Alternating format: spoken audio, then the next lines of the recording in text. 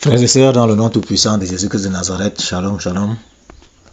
Soyez tous bénis, vous tous qui êtes encore connectés à l'Esprit du Seigneur en ce matin. La parole de Dieu vient encore nous parler en ce jour. Et un des textes que nous allons toucher en ce matin est le texte certainement le plus connu. C'est le verset de Matthieu 7,7 où il est écrit « Cherchez et vous trouverez ». En réalité, de ce verset, nous allons extraire simplement la partie « chercher » pour venir consolider notre thème de ce matin qui est « Ne t'arrête pas, cherche, dépasse-toi et vise plus haut ». Pourquoi est-ce que l'Esprit du Seigneur nous inspire ce thème en ce matin? La première des choses que nous allons constater, et nous le savons tous, c'est qu'à un certain moment, dans nos vies, on se fixe souvent des objectifs. Et parfois, avec le temps et les difficultés que nous rencontrons, on commence à revoir certains de nos objectifs à la baisse. À un certain moment, on se dit, si seulement je pouvais accomplir telle chose, si seulement je pouvais accomplir telle chose, je crois que cela me réconforterait, cela me conforterait, je crois que je serais tranquille, je pourrais vivre paisiblement.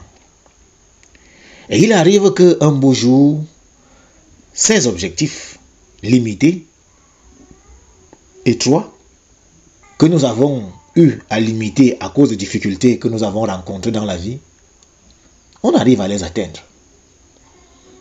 Parfois de manière surprenante, lorsqu'on vient regarder, on est surpris qu'on a déjà atteint en réalité les objectifs qu'on s'était fixés. Et à partir de là, la vie devient une routine. Parce que on a atteint les objectifs qu'on s'est fixés dans la vie. Même dans la prière, quand on se retrouve dans la présence du Seigneur, on ne sait vraiment plus quoi dire. Parce qu'en réalité, les objectifs ont été atteints. Et c'est pour ça que le Seigneur, notre Dieu, notre Père, qui lui a appelé son peuple à une progression permanente, à une avancée permanente, vient te dire en ce matin, ne t'arrête pas. Cherche encore, dépasse-toi et commence à viser plus haut. Un des versets qui soutient notre enseignement de ce matin, c'est le verset de Philippiens 3, le verset 13 et 14 qui nous dit « J'oublie ce qui est derrière et je tends vers ce qui est devant. Je cours vers le but. » C'est vrai que lorsqu'on a déjà atteint les premiers objectifs qu'on s'est fixés, parfois on peut avoir l'impression qu'on a déjà atteint le but. Mais il se trouve que Dieu seul connaît exactement quel est le but à atteindre, le but véritable à atteindre pour chacun d'entre nous. C'est pour ça que même lorsqu'on a l'impression qu'on a déjà atteint certains objectifs, lorsqu'on a l'impression qu'on a déjà trouvé une sorte de stabilité, une sorte d'aisance, il faut éviter d'entrer dans la stagnation. C'est pour ça que le Seigneur vient te rappeler que dans notre marche chrétienne, il est essentiel de ne jamais se satisfaire du statu quo. Dieu nous appelle à une progression constante dans tous les aspects de notre vie. Que ce soit dans le domaine spirituel, dans le domaine matériel, dans le domaine financier et même dans la recherche de la présence de Dieu en continu qui nous procure une protection absolue et en continu. Il faut toujours essayer d'aller toujours un peu plus loin. Nous avons là un exemple, par exemple l'apôtre Paul, qui malgré ses accomplissements, continuait de poursuivre le but ultime, de connaître Jésus-Christ et d'accomplir sa volonté. En premier point, regardons un peu le premier mot, qui est celui de chercher sans relâche. Nous avons dit que le verset clé, c'est le texte de Matthieu 7,7, cherchez et vous trouverez. Cette partie, spirituellement, nous engage à quelque chose. Et cela nous engage dans une quête quotidienne.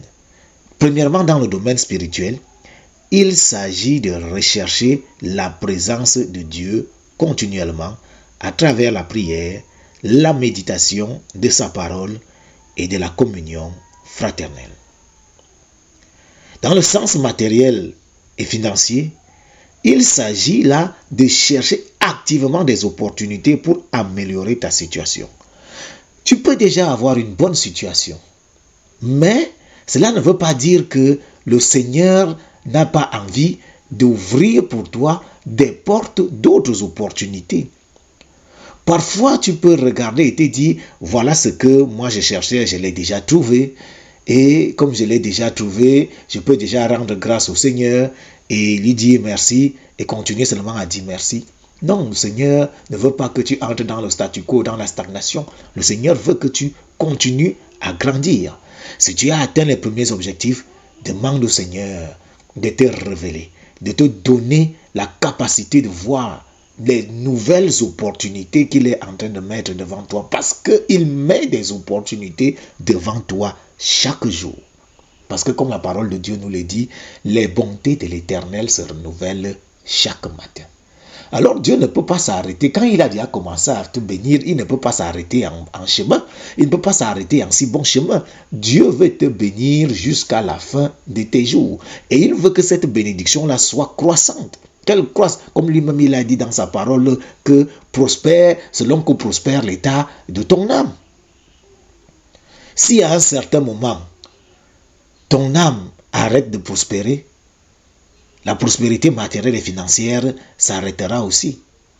C'est pour ça que ton âme doit continuer à prospérer chaque jour dans la parole de Dieu, dans la communion avec le Seigneur et surtout dans la communion avec le Saint-Esprit, parce que c'est le Saint-Esprit qui va te donner la capacité de pouvoir voir où sont les nouvelles opportunités que le Seigneur Jésus-Christ met devant toi.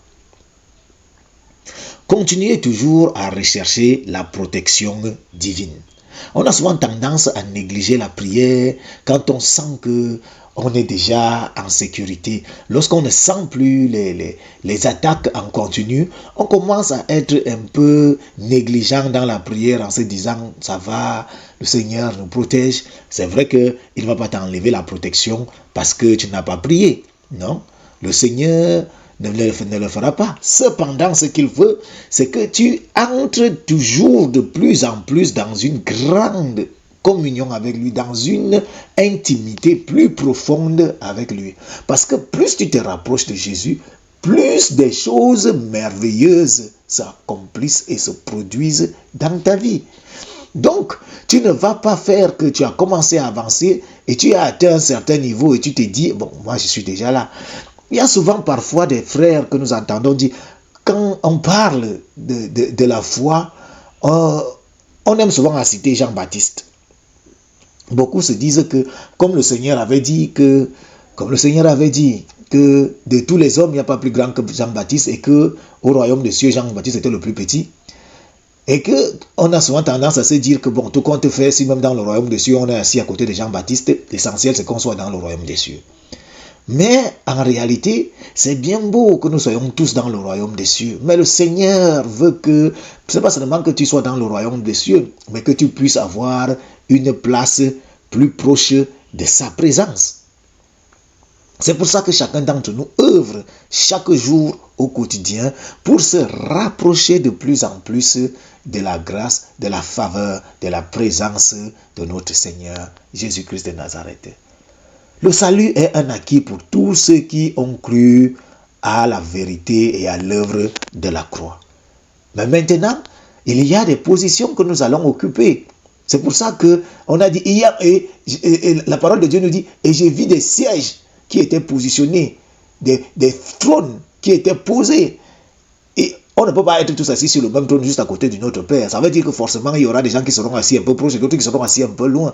Et c'est pour ça que le Seigneur veut que tu travailles la communion avec lui chaque jour pour que tu sois assis un peu plus à côté. Et la mère des Zébédée nous le montre. En réalité, Jacques et Jean avaient déjà acquis le salut par Jésus-Christ, par leur foi qu'ils avaient manifestée dans l'œuvre de Jésus-Christ. Mais la mère de Zébédée ne s'est pas contentée du salut qui devait déjà être accordé à ses enfants. Elle a dit qu'elle voulait autre chose. Autre chose. Et cette chose-là, c'était que ses enfants soient assis l'un à gauche, l'un à droite. Et si elle a demandé cela, inspirée par le Saint-Esprit, le Seigneur ne lui a pas dit que c'était une mauvaise demande. Le Seigneur lui a plutôt dit que c'était une demande qui était difficile. Parce que pour occuper cette place-là, il y a des choses qu'il faut faire, des choses qu'il faut accomplir et certaines choses qu'il faut supporter, des choses par lesquelles il faut passer. Mais cela ne voulait pas dire que, en réalité, la demande en elle-même était une mauvaise demande. Donc, la Bible nous montre que, au-delà du salut que le Seigneur nous accorde, il est aussi important de chercher à se rapprocher de plus en plus du trône du Seigneur, là où il est assis, du trône de gloire. Et pour cela, il faut continuer à œuvrer, à travailler, à méditer la parole en continu, à continuer à demander au Seigneur de te purifier, de te transformer pour que chaque jour tu entres de plus en plus dans une dimension plus profonde de sa connaissance qui te donne de te rapprocher de lui chaque jour. Nous avons un exemple. Le roi David, il était déjà roi. Mais la parole de Dieu nous dit que même quand il était roi, il ne s'est pas arrêté de prier. Il a continué à demander chaque jour la présence du Seigneur dans sa vie. Et il ne prenait pas de décision sans consulter le Seigneur, bien qu'il était roi.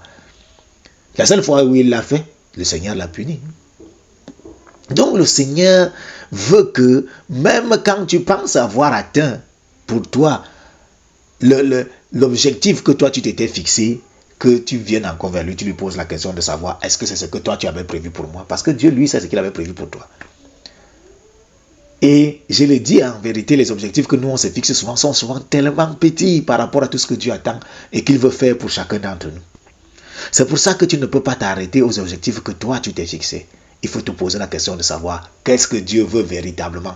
Parce que quand Dieu te donne la possibilité d'atteindre les objectifs que tu t'es fixés, c'est pour que tu comprennes qu'il a la capacité, il a la possibilité, il a les moyens de te donner, d'accomplir ta destinée. En fait, quand tu as atteint les premiers objectifs que tu t'es fixé, il faut comprendre que ce n'est qu'un commencement. C'est là que tu dois te dire, si Dieu m'a permis déjà d'arriver ici, ça veut dire qu'en réalité, avec Dieu, je peux tout faire.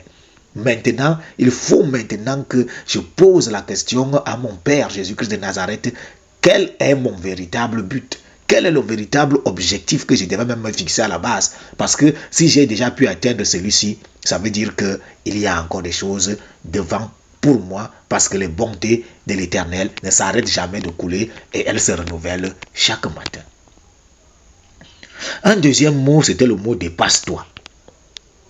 Il faut te dépasser. Il faut te dépasser, pourquoi? Parce que certains d'entre nous s'arrêtent à ce qui est visible. Certains d'entre nous s'arrêtent parfois à leur niveau d'études, à se dire, bon, le niveau d'études que j'ai, c'est celui-ci, et je pense qu'avec ce niveau d'études, voilà seulement ce que moi je suis capable de recevoir. En réalité, il n'y a pas de ça dans la maison de Dieu.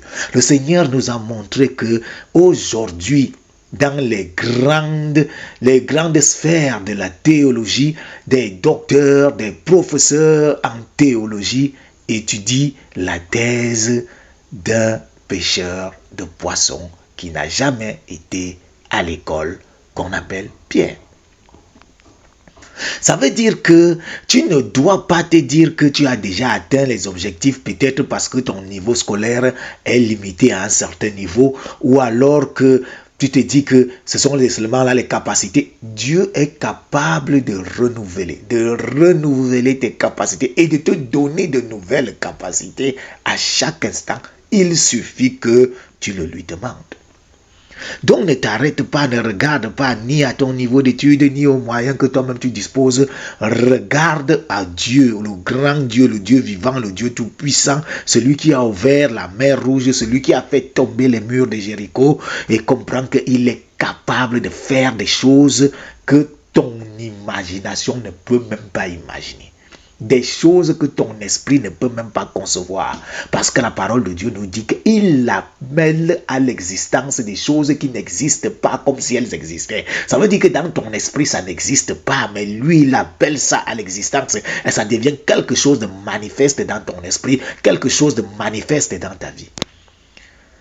Il y a beaucoup de personnes qui se sont formées et qui ont dit des autodidactes. Vous pensez que autodidacte là, que qui était en train de l'enseigner? Ça ne peut être que le Saint-Esprit. Ça veut dire que il n'y a pas de limitation que tu dois mettre dans ta vie en te disant ah voilà ce que mon diplôme, mes études me permettent d'avoir. Non, tu peux toujours aller plus loin. Tu peux toujours aller plus haut. Tu peux toujours viser plus haut. Que ce soit dans le domaine spirituel, ne te contente pas de la compréhension actuelle de ce que tu as du Seigneur. Il faut chercher à approfondir ta relation avec Dieu chaque jour. Dans le domaine matériel et financier, efforce-toi d'améliorer tes compétences. Tu dois chercher à acquérir chaque jour de nouvelles compétences, d'élargir tes connaissances et de travailler avec excellence pour aller toujours plus haut. Il faut toujours implorer la grâce de la présence de Jésus-Christ afin que sa protection, sa couverture, son bouclier dans ta vie ne fait que s'intensifier, qu'il grandisse chaque jour et que toute forme d'influence négative soit totalement brisée et ne puisse même plus jamais t'atteindre. Plus jamais. C'est ça que le Seigneur attend de nous. Il faut viser plus haut. Le Seigneur dit, mes pensées ne sont pas vos pensées. Ésaïe 55, les versets 8 et 9. Ça veut dire que tes pensées là, tes objectifs là, ce que toi tu t'es fixé là, ça n'a rien à voir avec ce que Dieu lui pense. Parce que Dieu, lui, il voit ses enfants en haut. Il a dit que vous serez la tête et non la queue. Et toi, tu n'es même pas encore arrivé à la tête, tu es encore là au milieu, mais tu te contentes déjà. Tu dis que non, moi j'ai déjà atteint, tu as déjà atteint quoi? Il faut te lever et continuer à encore avancer. Si tu ne sais pas là où tu vas partir, demande à Dieu, il va te guider, il va te dire, il va te montrer. Il va te montrer le chemin, il va te guider, il va te donner la capacité. Si ce sont des études, il va t'orienter, il va te dire, va faire telles études, acquérir telle compétence parce que je veux faire de toi telle personne, telle personne, telle personne. Il avait décidé de faire de David un roi et il l'a envoyé au palais travailler pour qu'il acquiert les compétences, pour pouvoir guider un peuple. C'est comme ça qu'agit notre Seigneur. Le Seigneur, quand il veut t'utiliser, quand il veut travailler, quand il veut t'élever, il te donne la capacité, la possibilité. Il te met dans un endroit où tu vas acquérir ces compétences dont tu auras besoin pour que tu puisses être élevé encore. Et c'est pour ça que l'Esprit du Seigneur vient te dire en ce matin, regarde bien là où tu es positionné et tu te rendras compte que Dieu veut que tu acquières encore de nouvelles compétences pour aller plus loin, de nouvelles compétences pour aller plus haut, de nouvelles compétences pour atteindre l'excellence. Parce que Dieu ne veut pas que tu stagnes dans la médiocrité. Non, Dieu veut que tu entres dans l'abondance et dans l'excellence de toutes choses. Le Seigneur te dit en ce matin, lève-toi et vise plus haut. Ne te satisfais plus seulement de ce que tu as déjà acquis ou de tes objectifs que tu as pu réaliser. Dis-toi que le Seigneur a une destinée plus grande pour toi. Et pour cela, il faut que tu te lèves. Une chose est importante dans tout ce qu'on est en train de dire là. C'est que tout ceci doit être fait dans la volonté de Jésus-Christ. Dans la volonté de Jésus-Christ, ça veut dire dans l'intégrité, dans la parole de Dieu, selon la volonté et la parole de notre Père Jésus-Christ de Nazareth. Donc la question que tu dois te poser en ce matin, c'est dans quel domaine de ma vie je suis satisfait alors que Dieu m'appelle à progresser? Quelles actions concrètes puis-je entreprendre cette semaine pour chercher à me dépasser et à viser plus haut? Voilà des questions que tu pourrais te poser. Et lorsque tu auras trouvé des réponses à ces questions, tu te seras engagé sur le chemin des objectifs véritables, les objectifs que Dieu lui s'est fixés pour toi. pour que tu puisses toujours aller plus haut, pour que tu puisses toujours aller de l'avant, pour que tu puisses atteindre les sommets en accomplissant pleinement ta destinée, selon que le Seigneur Jésus-Christ de Nazareth l'a préparé et selon le script qu'il a écrit d'avance pour toi.